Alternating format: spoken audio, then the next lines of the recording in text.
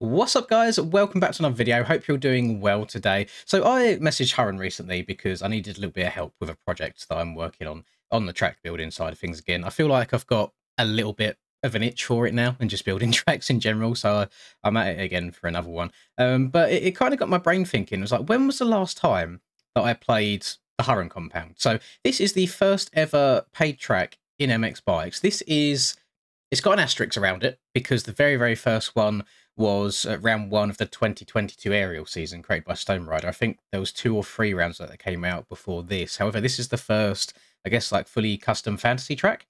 And so there's if you've been living under a rock, if you wasn't about, if you're very new to the game, then on MX Bike's shop when this released in 2022, this was originally $4, and it's been $1 now for the last probably like a year or so. It's been quite a while since it decreased. This is a massive compound. It's got an enduro cross track. It has got pit bike trails. It also has a pit bike supercross track itself over here, which is very fun. It has got one, I guess, nationals track over there. It's got another nationals track over this side. It's got a damn supercross track over here. There's a hell of a lot. I think there's like 6 tracks in total, which is pretty damn gross. But this is we always love seeing this. Do love myself a bit of enduro cross. But I just wanted to revisit it because it's been a very long time since I've even set wheels on it. It'll be nice to see how it kind of holds up now that the game's moved along the last 2 years. I mean, visually, it's still just incredible. I don't think I could ever come close to anything like this, but I am certainly trying my best. And yeah, we're going to try and spin a lap or two of each and every track just to kind of get it going again and just to go down memory lane a little bit. And if any of you haven't seen this track yet, then this will be a nice first time for you. If you've had it downloaded for a while and you've just kind of forgotten about it and left it in the past, then by all means boot it up again and go and spin some laps. For all of you passionate gamers, you can now get 20% off all G Fuel products worldwide by using code LINS at checkout. And for any of you motorheads looking for some new drip or apparel, use code MXPR_LINS15 fxrracing.eu to get 15% off. All links and codes are in the description down below. Enjoy the video and drop a cheeky little like and subscribe. Now, I suppose this will also be a little bit of a test to see if I've actually improved in the game in the last 2 years. I remember that this Supercross track here, I think, was the hardest out of all the tracks on the entire compound. Just more so from a timing perspective and rhythm.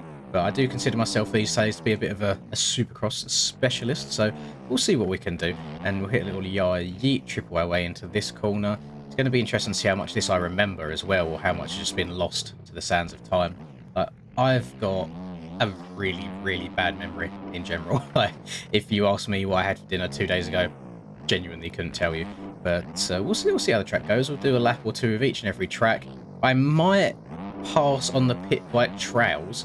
Only reason being is that is a couple of minutes long overall. But we'll see. Maybe we'll save it for the very end. I need to actually go and make sure I have the old pit bikes downloaded because I've been using the 110, like the CRF 110, so much recently. I haven't ridden the old pit bikes in quite some time. Let's get up and over that. I can see there's like one line of the road that I can see, which I'm guessing is when I rode the track last time. This little lane on the left-hand side here, this is actually a joker lane. Now, I'm not sure if it got implemented to work properly. I believe there's a bug in Proboso's like tool that we use to create race data. There is a joker lane option, but I don't believe the joker lane works correctly, and that's what Cameron was going to go for there, is around the outside is like your joker lane in the sand, and then you can go up the inside instead if you want to, or vice versa. It would probably help if I load up the track map, but I just want to kind of dart from track to track to track here without having to worry about going back to the main menu all the time. I'll still quad, double. I've noticed, so the scaling on this it's actually quite mellow. You know, the jump faces, they don't beat you to the moon. They send you quite far forwards instead of up. You can definitely get some easy quads. And then again, this track was built in a different time as well. Like, we didn't have these Beta 18 OEM bikes that have just insane traction. They're so fast. I mean, what beta would we have been in when this came out? Was it have been 16? If it was 16, if it was just before beta 17 came out, then we would have still had like crazy good traction because the bikes back then were nuts. But they just didn't have as much power as we do these days. This track seems actually so much easier now than it ever used to, and I think that just goes to speak on how much more capable the bikes are. I saw a couple of people commenting on one of my videos the other day. Someone said, oh, they've just got into the game, blah, blah, they're really enjoying it. And someone commented saying, you've probably got into the game at the best point you probably could have. And I kind of agree with that. I mean, the game's been up and down over the last few years. I think we can all agree that it's been through its highs, it's been through its lows. There's been moments where people have said, "Nah, don't want to do this anymore." Like when Beta 17 first dropped and the traction was in the bin. That was probably my favourite time because I was one of the only people that wanted to like stick around and deal with the slippery traction. I was actually semi good at it. That's when I got my one and probably only championship at this point. Just need to throw it out there all the time, just let people know that I was good at one point in time. And yes, I think around that time a lot of people was like, nah, I just don't want to be doing this. And then we had a bunch of updates back to back to back in regards to like OEM bikes, for example. And then these days with the current bikes, these current OEM bikes that we have, like they're just so quick. And I think the game is probably the easiest to just pick up and play now as it ever has been, because the speed of the game has just gone through the roof. It's so quick now. Can we quad? You can probably quad that. I think by the looks of it, you can probably quad into every river on this track right here, which I don't think was the case back in the day. So a little floaty, yeah, yeet. Now I don't know how involved Hurren's going to be in bikes these days, which is quite sad because I always do enjoy his tracks, but I know he's one of the main brains behind the new Mad Skills Motocross Chasing the Dream game. It's going to be coming out, which I'm very excited for. I've spoken to him just a tiny bit about it, and I think I'll be getting some hopefully early access at some point, which would be nice. There's no ETA or anything like that, and I don't want there to be. I think when developers set like timescales for themselves, oh, go on, transfer lane side. Oh, that's sexy. Oh, it's really nice. Go on, watch me fully case something now. Go on, triple out. Oh, boys. Oh, boys, we're flying. Yeah, I wouldn't want him. I wouldn't want them to set timescales. I feel like as soon as people set like a release date, then everything gets rushed, and like if there's any delays, obviously the consumers get really unhappy. So I'm happy for them just to take their time and just really make it a good, enjoyable game. And I've seen some actual like proper gameplay. One of the devs was playing and posted a little clip of it, and it just looks fun. You know, it is very arcadey. And I saw a few comments on the video that I released going through it all, just being like, "Why are they even trying?" So well, that's a bit of a negative attitude, isn't it? Like, what? And not everything has to be like MX Simulator or MX Bikes based. Things can be a little bit arcadey and still be fun. So I'm always up for new games. I think the more games we have MX related, the better, because we are a very niche community, aren't we? We don't get great stuff all the time, and I'm just happy that we can get games like bikes at the moment, for example, that look as good as they do. And I would love an arcade game that not only looked pretty, but then also just felt good. You know, as long as it feels fluid, you know, as long as there's momentum behind the bikes and you kind of feel like you are one whipping the bike, then that's kind of all I want. I don't need everything to be like super hyper realistic like bikes in the sim all the time. It's just that at the moment for me, Legends and Monster Energy Supercross games, they don't quite scratch that arcade itch that maybe Reflex or Alive used to scratch back in the day for me. So I'm very hopeful for it. I think it should all go quite well.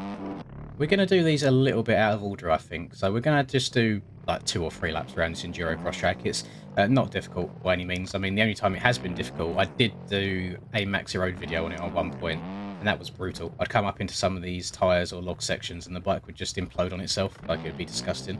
Still get some good old Proboso low speed physics though, it seems like, which is odd. Don't think I get many of them at all anymore. Let's just go through the water, up and over log number 1, log number 2, log number 3.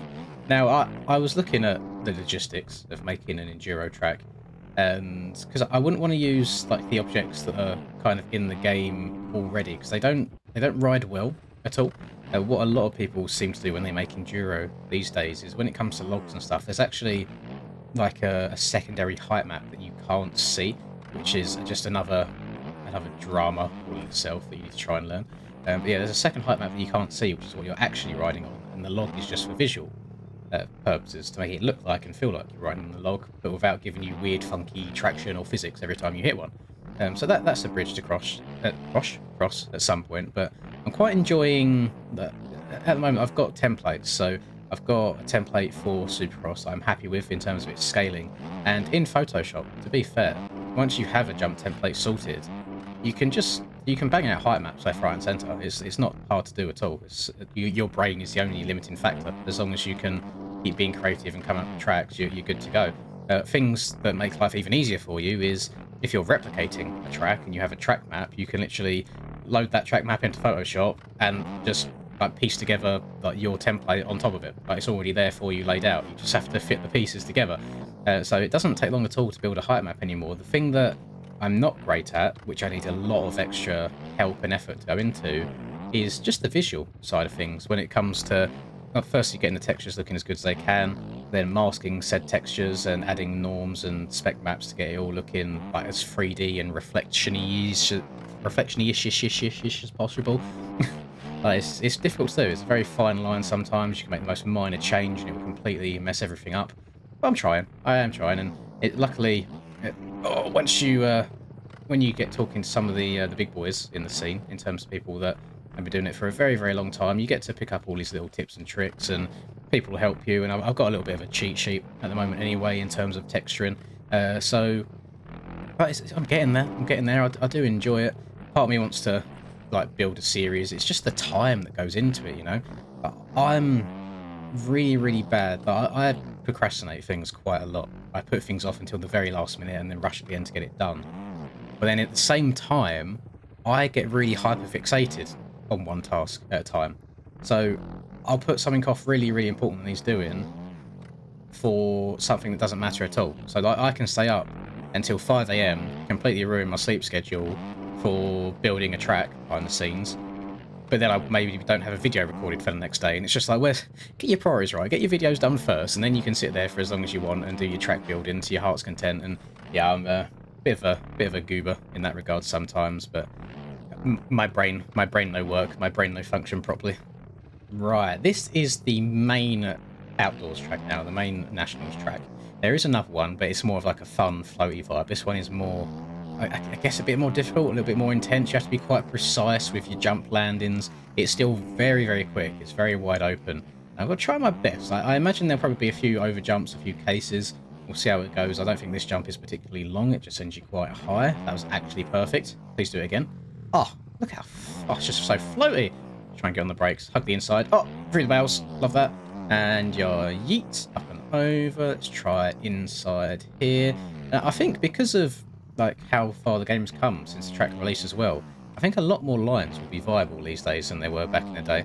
A lot of it back then was just outside everywhere as much as you can because the bikes were quite wonky at low speed. I feel like everything's quite stable these days, so it should be no issue at all. God, how big is this? I'm just going to straight air it. I don't want to whip and then end up going flat. That was actually perfect again. One more time. Little floater up and over. Lovely. Let's try and hug this rut to the inside. Hold that to the inside as well. My goodness. Little scrub. Oh, I'm flowing, boys. I don't remember hitting everything this well first time around last time I played the track, if that makes sense. But for some reason, I remember struggling a little bit more and like massively over jumping things or coming up short. Maybe it was made for beta 18. Maybe he was ahead of his time. He was 2 years ahead of the game. Little tire tap. Yes, call me Eli. Jump way too far. Don't stay on track. Lovely. We hit a little bit of an oppo. No, that was not an oppo at all. Oh, yeah. Okay.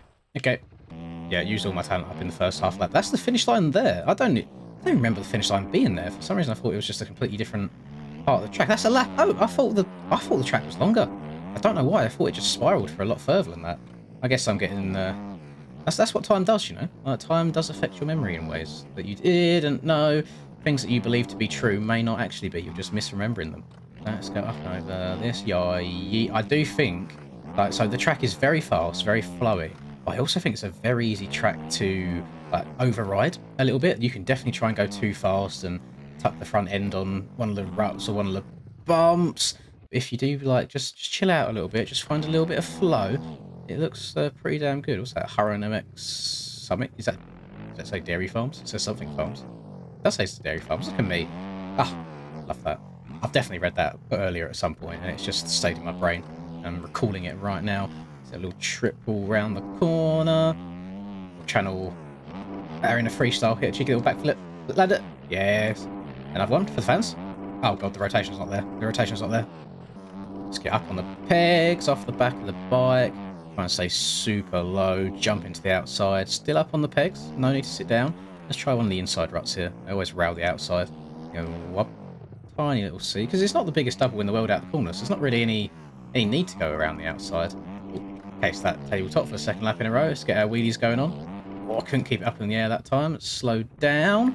Accidentally fall into this inside rut. We'll pretend that was perfectly calculated.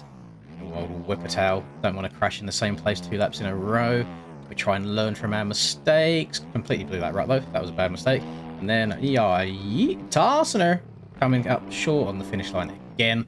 So that's one of the Nationals tracks. The other one, I think the start of it's all the way over the other side of the map. If I was to start straight, where would I be? Here it is. Okay, yeah. This is where the start is. Lovely stuff. And big old Easter egg in front of you. I'm pretty sure that's from Unleashed back in the day. Right, so let's get her going. So start straight, merge onto the track. At this point, there's a little drop down here somewhere. There is. Round to the right. Jump into this inside rut. I don't think the finish line's too big. It's not. I still went too far, though. I thought I checked up a little bit. Lucky crash. Glad I didn't fall all the way to the bottom of the map. That saves me a hell of a lot of time. Let's jump down here. Little inside rut, which again, I probably never would have taken back in the day. Especially with, once you add a little bit of uphill turning, where that's up and over a hump, it was game over back in the day for the front end. You'd be going straight to the hospital. Inside, around to the left. I think this opens up now into quite a fast rhythm. Yeah, big floater. Downside that, okay. This part of it's called the Goliath. And I think you can see why, just in terms of some of the jumps that we're coming up across. And I'm pretty... Oh, hang on. I don't think I ever managed to double round that corner cleanly back in the day, because my bike would always slide out. Surely you can get that now. If you just come out wide and yai across. Oh, smooth transfer. I also like how Hurren uses foliage as well on his tracks. He does a very, very good job of it. None of it ever looks, I guess, repetitive. It looks very unique, looks very random, especially when he's going for like a slightly abandoned to less used feel. He always has a good job of making it spaced out naturally, where it feels a lot more immersive. So I have to give him some props where they are due there. We'll jump down the hill. Oh my god, I'm just going to go to the outside. I think it just makes my life easier than trying to stop the inside. That is rapid. Send it, and then we think we've got a bunch of uphill rollers after we send this next single. Oh no, I'm misremembering again. I thought there was a bunch of rollers up this hill. Is it round the corner that there's rollers instead? Oh yeah, tiny little rollers. Not huge by any means, but you're going so fast. It's so sketchy. Get on the brakes. Don't go over the bars. Oh my goodness. I was endoing a little bit. And massive fat inside rut. Holy, hold it wide open. Double your way out of there. Try and keep her on the track. Barely. Okay, a little step down. This track is so quick. Like, so quick. Then I like that he does have little sections here and there that make you think about what you're doing. Like, you can't just hold the right trigger down everywhere. There's just one or two bits where you've got to get on the brakes, slow the bike down, get settled into a rut. So just a perfect combination. But that whole back section of the track is absolutely wide open. Very, very fun feeling. It feels very immersive. It actually feels like you're going fast, which is nice. And one of the other good things about this game is the faster you go, the more stable the bike is. So if you are going wide open on that back straight, there's nothing particularly sketchy about it. The bike does want to go in a straight line, which makes life a hell of a lot easier for you. So let's hit this big old booter again. Gets a bit steezy. That was not a good whip at all. There was like no... I don't know. The back wheel just kind of went side to side. It didn't go up in the air at all. There was nothing steezy about that. And then it will transfer around the corner. Lovely. Stepped up. Oh, I hit a little bit of a low line there. Didn't get the height that I needed. Oh, just like me in life. 5'7", short king. Let's go. And whoop. Tarsener. I want to see if I can backflip this big old quad here. Oh, I've gone too far. Gone too far. Rotate. Oh, I don't know how to... See, these bikes, man. The suspension on them is actually nuts. You would never, ever survive something like that back then. So I suppose this track's actually got better with age. Like, it's a lot more doable now. You had to be pretty precise back then, and being very precise on these massive blind jumps can prove difficult sometimes. So the fact that there's just there's a lot of leniency. Like, you can get away with not being perfect anymore, which is very, very lovely. I think it opens the door to people with less skill level. Go over our rollers, bang down the gears, slot into that inside rut. Almost went over it. Still trying to get used to this whole 100 direct lean in outdoors thing. It's very difficult trying to follow ruts consistently with 100 direct lean. Supercross is fine because you've just got 90s and 180s. Sometimes they'll mix it up and you'll get a 120 corner in there, which you have to kind of relearn the muscle memory for. But other than that, it's all very, very samey. So once you've done one corner, you've done every corner. Whereas outdoors, every single corner is different. So yeah, trying to tune that muscle memory in can prove a little bit difficult. So there you go. There is the Goliath. Now, I think we've only got the weird tracks left. So, because we've done Supercross, we've done Endurocross, we've done the 2 outdoor tracks.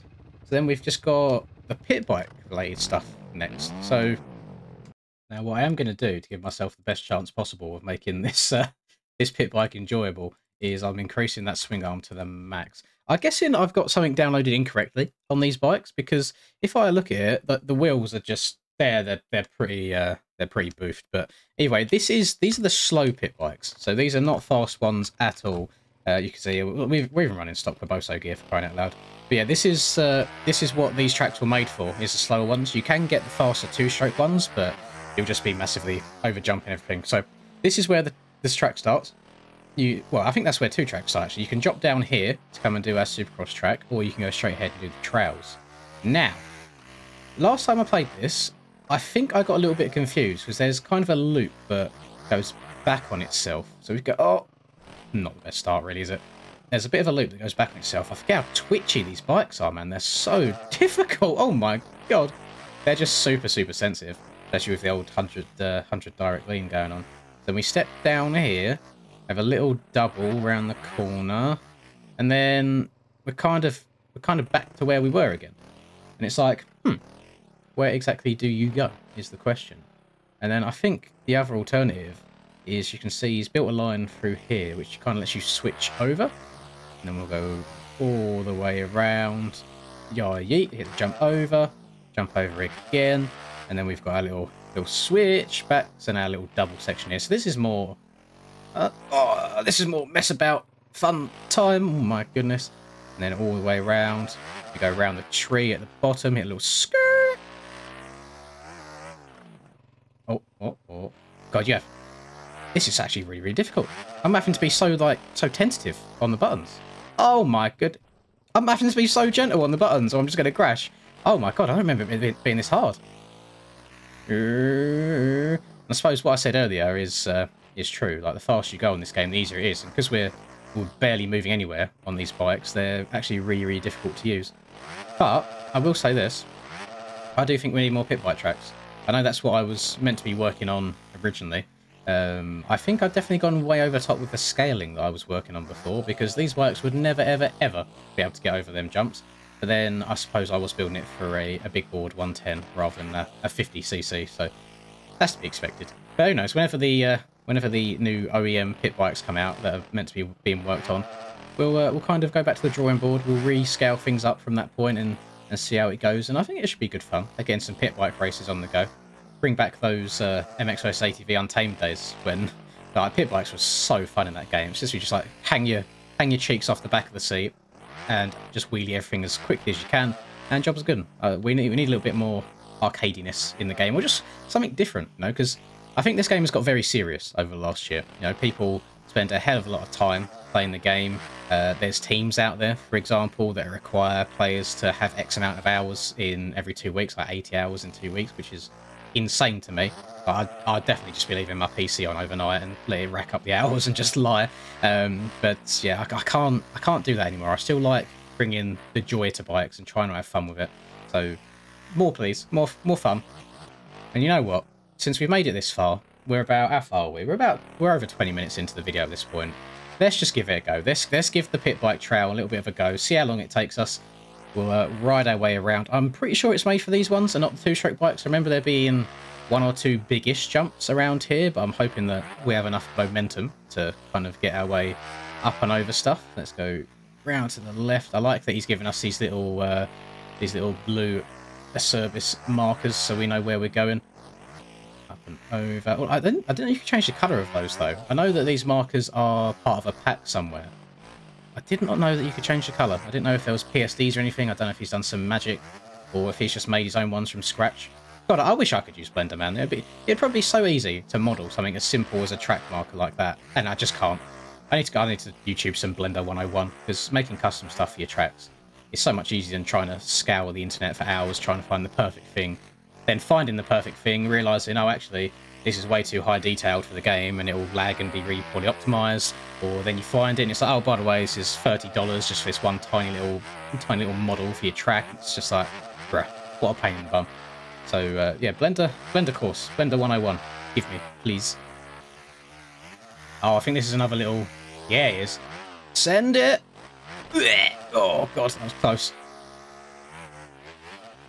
I am actually quite baffled by the whole process of making something like this. That reminds me a hell of a lot of the Travis Pastrana compound from MTX Moto Tracks. There's a little area that kind of goes uphill and goes back and forth like that. Yeah, I couldn't imagine making this. Like, actually getting like the terrain carved out is kind of its own beast. But then the whole the marking it out and masking process after that must be just so insanely difficult to me.